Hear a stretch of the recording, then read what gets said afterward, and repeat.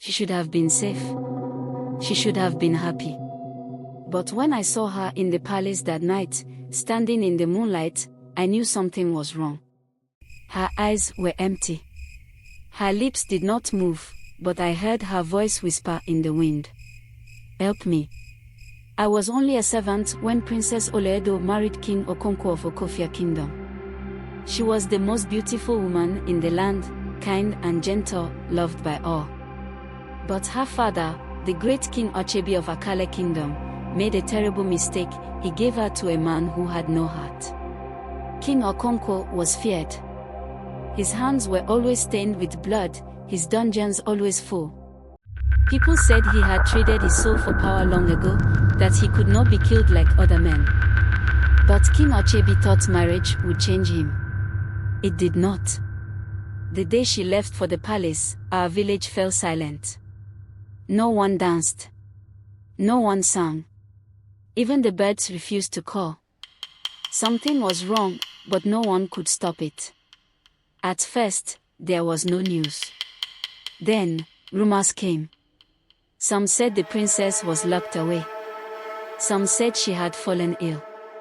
Others whispered that she no longer spoke at all. Then one night, I saw her. I was sent to the palace to deliver grain. As I passed the great hall, I looked up and saw her standing on the balcony. Her dress was white, but it looked grey under the moon. Her hands gripped the railing like she was holding herself up. And her face was like a mask. Empty. Cold. Then the wind carried her voice. A whisper. A plea. Help me. I ran. I told no one. Who would believe me? Who would dare go against the king? But others had seen her too.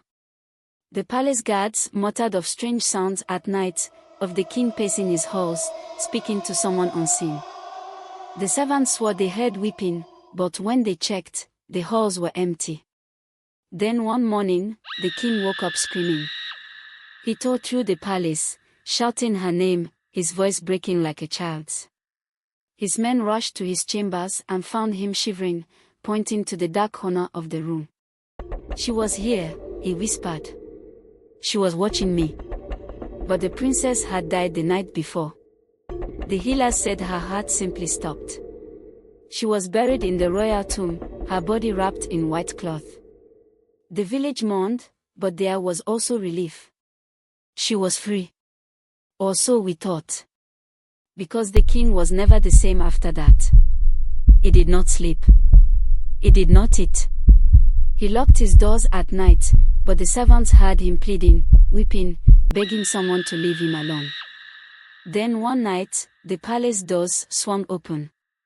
The guards found him at the gates, his face frozen in terror, his eyes wide and staring at nothing. His mouth was open, but no sound came out. He was dead.